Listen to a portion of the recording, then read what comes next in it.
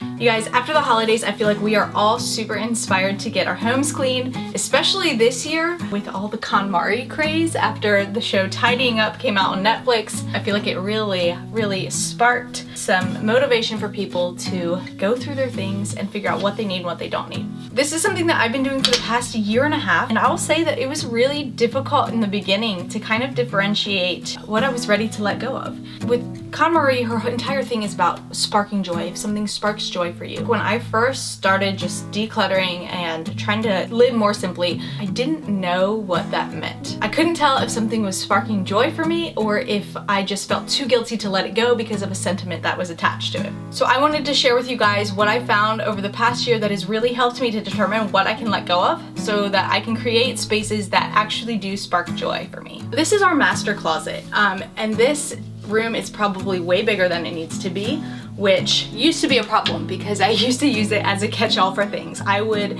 just shove stuff in here, whether I was cleaning our room or our bathroom or whatever, it would all just get pushed in here. At one point, you really couldn't walk around in the closet. Our clothes were actually living on our bedroom floor, and this was a room I just avoided. I shut the door and pretended it didn't exist because it was a mess. So I want to walk you through my thought process and how I was able to transform it. So let me just show you a tour of what my closet currently looks like. Obviously, aside from the stuff I'm sorting.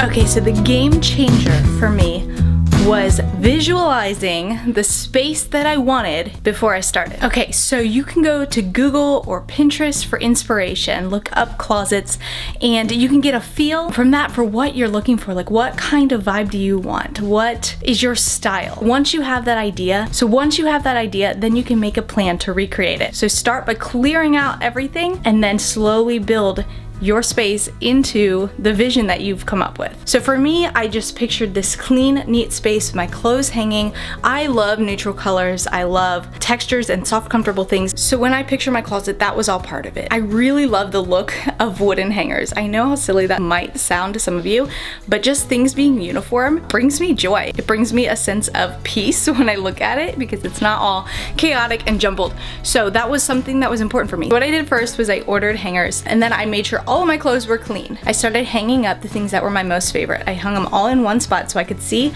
I had things that were a maybe that I'd put on a different level. Once they were hanging all together, I was really able to look and say, no, I know. Just when I'm looking at my closet, this isn't something I'm gonna pick. This is not something that I'm gonna pick to wear. I will pick this, this, and this first. It was a lot easier for me to curate the space that I wanted that way, as well as realize the things that I had that fit, but I probably almost definitely wasn't going to wear. And that made it a lot easier to let go. The next thing I did was arrange my clothes by season and by textures. So I have all of my dresses, t-shirts, tank tops, things like that for the spring and the summer months. Because we're currently in the winter, I have all of my sweaters, button-ups, anything that's a little bit warmer. I do not like to fold clothes, okay? KonMari has her methods and I think they're wonderful, but with 6 kids, I don't have time to fold clothes and I'm okay with that. So literally, almost everything I own and John owns and our kids own is hung, including our pants. So I bought these. I also don't wear shorts, which is why I only have 2 pair. But I bought these, which I think are really awesome. I can hang my pants up, then I can fully see how many pairs of jeans I have. That was something that really helped John when we got to his pants, hanging his. He was able to say, yeah, I won't wear these. When I see them next to all these other ones, these are the ones I wear. I don't wear these. And he actually got rid of like 3 or 4 pairs of pants that he probably hasn't worn in longer than either of us remember. But what helped the most was having a defined space for those items first.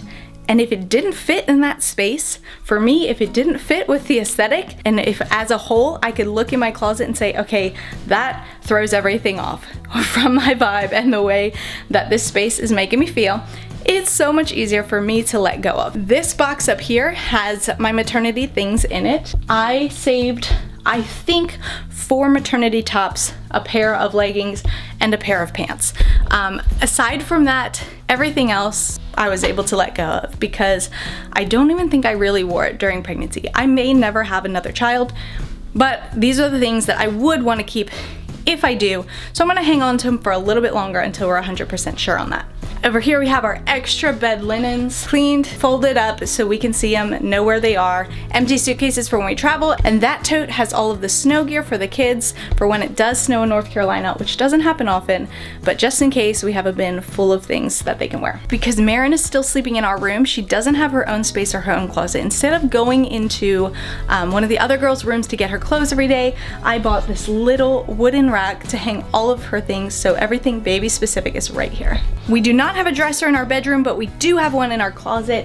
I use this for the things like bras and underwear, and then any t-shirts or active wear, little like undershirts, anything like that that doesn't go on a hanger. John has a nightstand. So funny that our bedroom furniture migrated to our closet when we moved, but John has a nightstand that has his socks and underwear, and then he also can fit his sweatpants, lounge pants, and running shorts in here. Lastly, the least aesthetically part of my closet is on this side.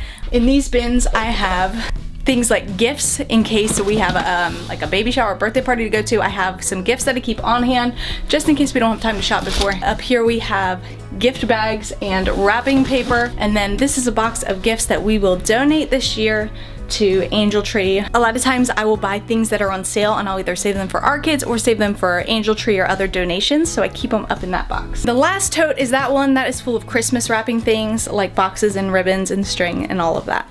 Okay, so that was the tour of the closet. I'm gonna head out to our bedroom to show you another example of how I use this method to kind of minimize and create spaces that make me happy. Okay, so like I said, I like to visualize the space I want, kind of curate it in my mind, and then whatever doesn't fit with that as I'm going about cleaning and putting things away goes. It either finds a new place to live in our home or we get rid of it, because if it doesn't fit somewhere that makes me happy to look at, I don't want it. It's gonna add stress to me. Not everybody's like that, but for me, clutter makes me stressed. So let me just show you an example with my bookcase.